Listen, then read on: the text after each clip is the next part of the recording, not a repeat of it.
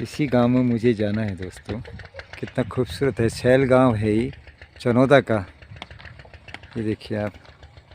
और सही सबसे बड़ी बात यह है कि ज़मीन को कितना उपजाऊपन किया है, देख सकते हैं आप। ये पानी की नहर है और बढ़िया तरीके से मोल डाला हुआ गड़ा में। कितना कितना हरा भरा ये क्षेत्र है। और मैं दुआ करता हूँ कि ये ज़मीन हमेशा ऐसी हरी भरी रहे और यहाँ के किसानों को दिन दुनी रात चौगुनी फ़ायदा मिले और हमारे पहाड़ की ये शोभा ऐसी बनी रहे। कोई सही राह दिखाने वाला जिन्हें अभी तक मिला नहीं है जिंदगी कितनी खूबसूरत जिन्हें अभी ये पता नहीं है। यानी कहने का मतलब है कि ज़िंदगी किस तरीके से संवारी जाती है। अगर थोड़ा से कोई मार्गदर्शक मिल जाए, कोई अच्छे संस्कार देने वाला मिल जाए। मेरे ताऊ जी हैं, मेरे बुआ और पापा मम्मी लोग, इन्होंने काफी सहयोग किया। तो मैंने बीएससी अल्मोड़ा से किया था। Very good. बीएससी करने के बाद ही बीएससी में मेरा फिजिक्स, मैथ्स और कंप्यूटर साइंस था। अच्छा, तो फिजिक्स में थोड़ा ज्यादा इंटरेस्ट था। क्या बात है। तो उसी के बाद मैंने डिसाइड किया कि फिजिक्स में ही एमएससी करूँ। दुर्गापाल जी तो नहीं थे? दुर्गापाल जी थे, हाँ दुर्गापाल जी हैं। हाँ, वो काफी काफी सहयोग करते थे। Very good. एनकरेज किया उन्होंने भी। अब ये है, नेट का एग्जाम क्लियर करना बहुत पड़ेगा, बढ़िया। ये है। बेसिकली मैं भी एक साधारण से परिवार से बिलोंग करती हूँ। वहाँ पे मेरे पेरेंट्स को पता था कि एजुकेशन की वैल्यू क्या होती है, तो उन्होंने पूरा सपोर्ट किया। सेम मेरे ताऊ जी भी एजुकेशन डिपार्टमेंट में, मामा जी और लोग क्या भी। बात है। तो सबको पता था कि एजुकेशन कितनी इम्पोर्टेंट आज के समाज में। तो उन्होंने ये देखते हुए कि लड़की अच्छा कर रही है, तो उन्होंने पूरा सहयोग दिया, मतलब लड़के और लड़की का ना भेद करते हुए। उनको आगे बढ़ना चाहिए, कैसे छोटी छोटी चीज़ों में उनको ध्यान देना चाहिए। थोड़ा सा ये अनुभव बता दीजिए। सबसे पहले तो यही बोलना चाहूंगा कि कोशिश करें कि एक एम हो कि क्या करना है जिंदगी। Very good. ठीक है। और उसके उसके साथ ही आप छोटी छोटी चीजें पता करो कि आप ऐसा नहीं है कि पहली बार ही डायरेक्टली वो एम अचीव कर सकते हो। छोटी छोटी चीजें गैदर करें उसके बारे में कि क्या है, और इन्फॉर्मेशन कलेक्ट करते हैं। और धीरे धीरे धीरे धीरे जब आपको थोड़ा बहुत इन्फॉर्मेशन मिल जाएगी उस बारे में, देन आप स्टेप बाय स्टेप आप अप्रोच कर रहे हैं। मतलब छोटे छोटे अनुभव लेके आपको उन पर काम करके छोटे छोटे अपने ज्ञान को बढ़ाते जाना। जो जिन लोगों ने ये अचीवमेंट किया है उनके प्रति कृतज्ञता रखते हुए उनके अनुभवों का भी फायदा लेना है। हाँ। दीपक जी ने जो प्राइमरी स्कूल में पढ़ा पहले, और फिर उसके बाद महात्मा गांधी इंटर कॉलेज जो है चनौदा का, 6ठी 7वीं 8वीं उन्होंने वहीं से पढ़ा है। और साथ में उसके बाद फिर उन्होंने नवोदय विद्यालय में निकल गए थे। दोस्तों, मैं भी सैल चनौदा में हूँ।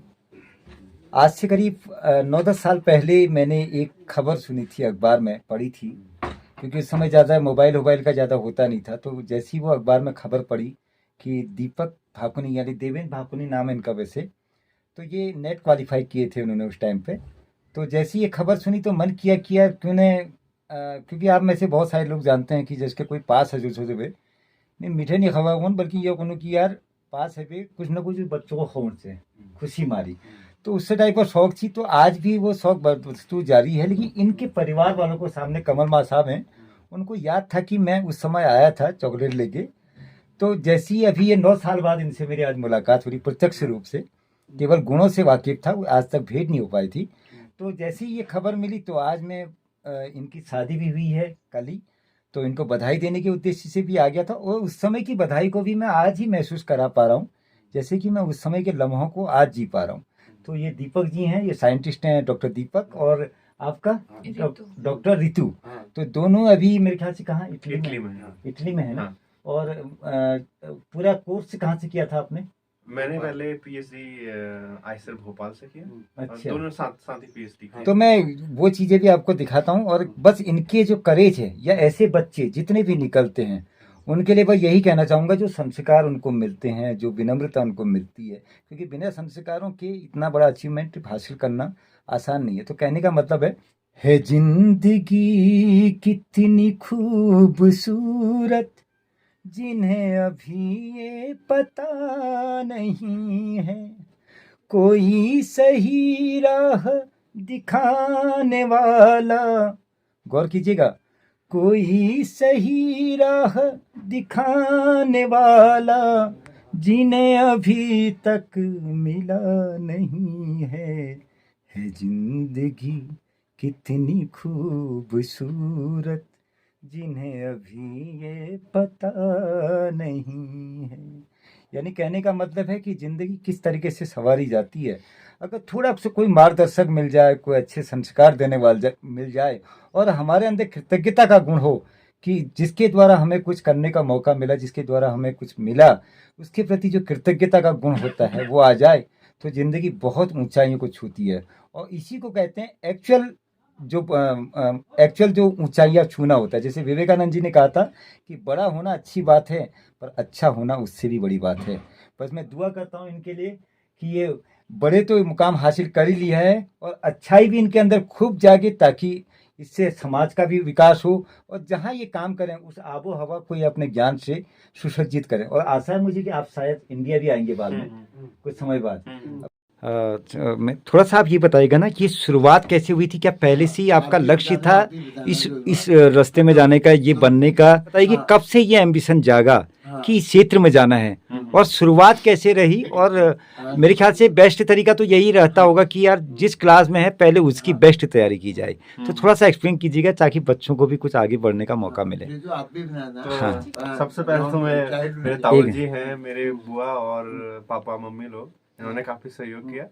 तो मैंने बीएससी हाँ अल्मोड़ा से किया था। Very good. बीएससी करने के बाद ही मतलब बीएससी में मेरा फिजिक्स, मैथ्स और कंप्यूटर साइंस था। अच्छा, तो फिजिक्स में थोड़ा ज़्यादा इंटरेस्ट था। क्या बात है। तो उसी के बाद मैंने मतलब डिसाइड किया कि फिजिक्स में ही एमएससी करूँ।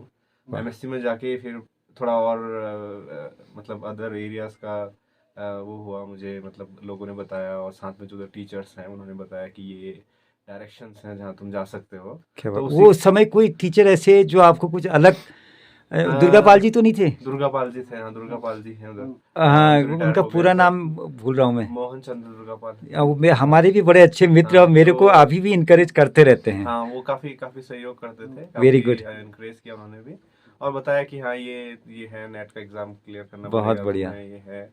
और उसके बाद फिर वही उसकी तैयारी करना शुरू किया था फर्स्ट ईयर से ही मैंने, और फिर थर्ड ईयर तक, सॉरी थर्ड सेमेस्टर तक फिर नेट का एग्जाम क्लियर हुआ। फिर उसके बाद मुझे यहाँ आईसर भोपाल में पोजीशन मिल गया था पीएचडी के लिए। क्या बात है। हाँ तो वहाँ पर कौन सा इंस्टीट्यूट था?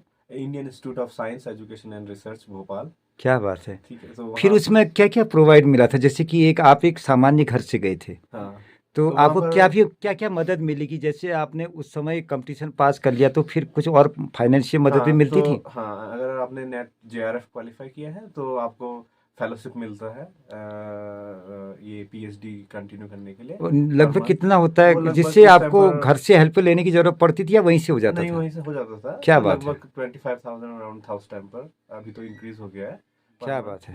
तो वही 5 साल का ड्यूरेशन रहता है, 5 साल यानी कि के अंदर। अगर आप मेहनती हैं तो आपके पीछे गवर्नमेंट से भी मदद मिलती हाँ हाँ, और भी है बहुत ना? सारे ऑप्शंस होते हैं, बहुत यही बढ़िया। नहीं और भी ऑप्शंस होते हैं जिसके थ्रू आप और डिफरेंट फेलोशिप लेके भी मतलब इंस्टीट्यूट के अंदर एंटर क्या कर बात, सकते हैं। क्या बात है। तो उसके बाद जब कोर्स किया, कितने समय का था वो पीएचडी जो वहाँ पे पीएचडी किया? जो होता है वो जनरली जो गवर्नमेंट फंड करती है वो 5 साल का होता है। Very good. तो मेरा 4.5 में कंप्लीट हो गया था। उसके बाद मुझे पीएचडी के लास्ट ईयर में ही मतलब फोर्थ ईयर के अराउंड ही मुझे इसराइल में आगे रिसर्च करने का वो मिला था, अपॉर्चुनिटी मिला था। अपॉर्चुनिटी। हाँ तो फिर मैं उसके बाद इसराइल चले गया था 2020 में। Very good.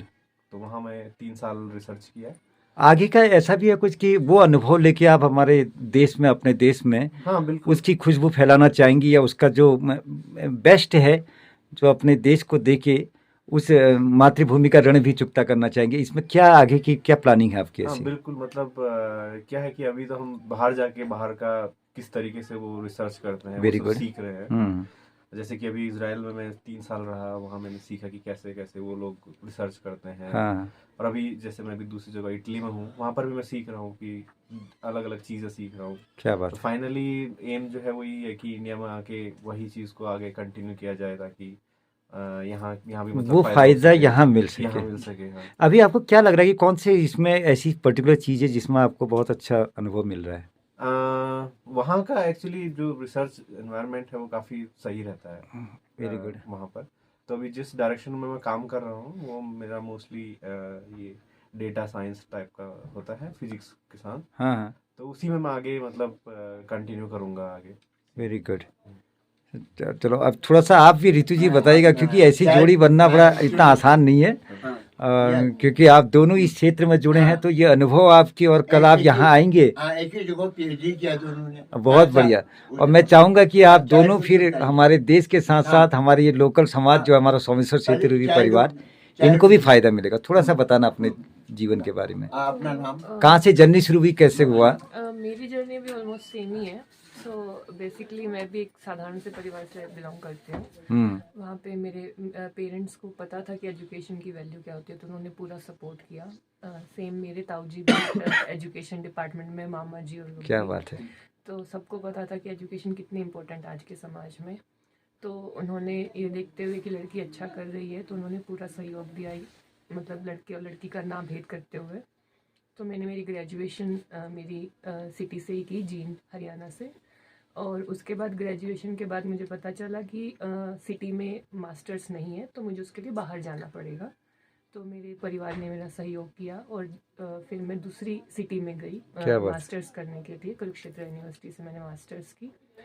फिर वहाँ से मुझे पता चला कि आगे पीएचडी का स्कोप है और ये सब वगैरह।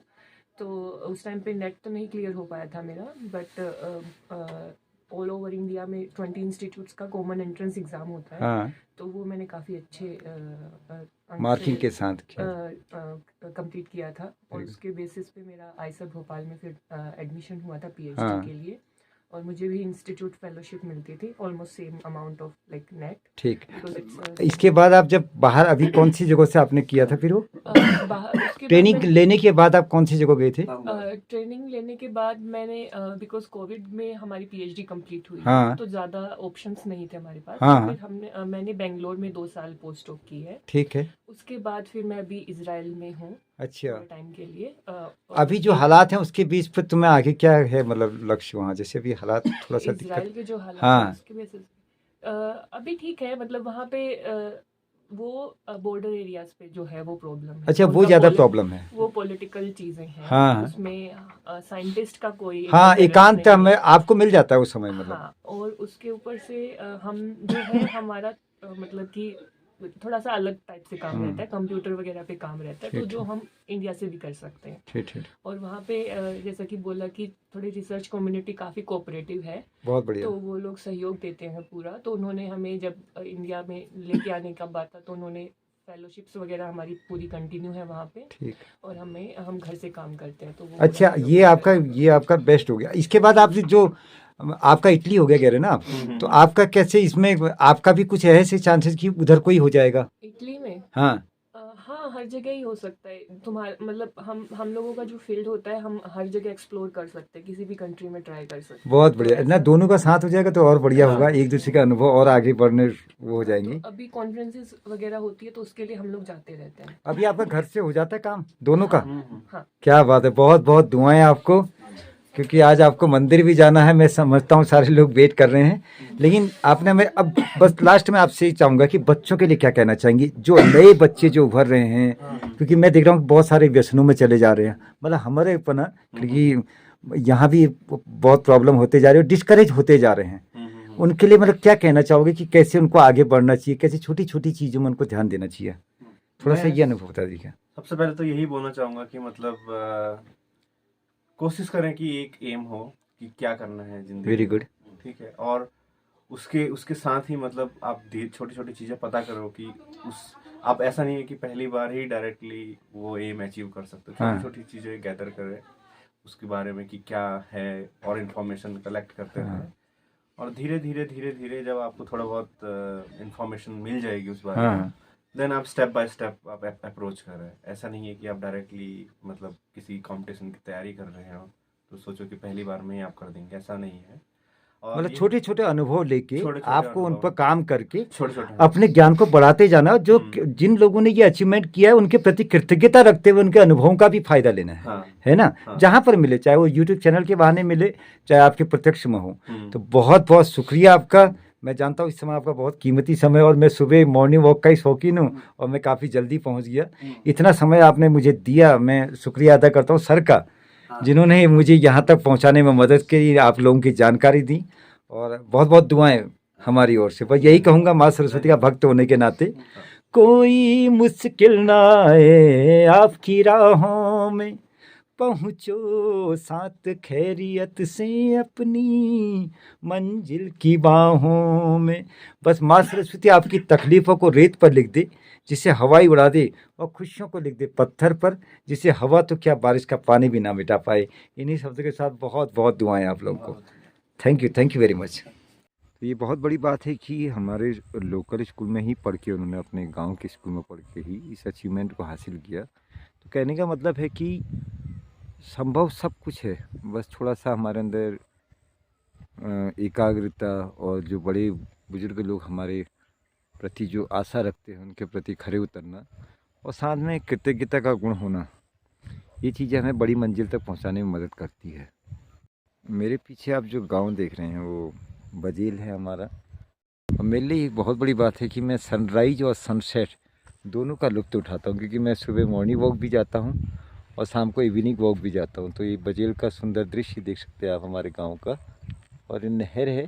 तो शाम को थोड़ी जब शाम ढलने वाली होती है तो मैं यहीं टहलता हूँ, बीच में धूप भी सेक लेता हूँ, और इन्हीं खेतों के पगडंडियों के बीच में जो रास्ते बने होते हैं तो उन्हीं में टहलने का एक अलग आनंद है, और इससे मेंटली भी रिलैक्स मिलता है।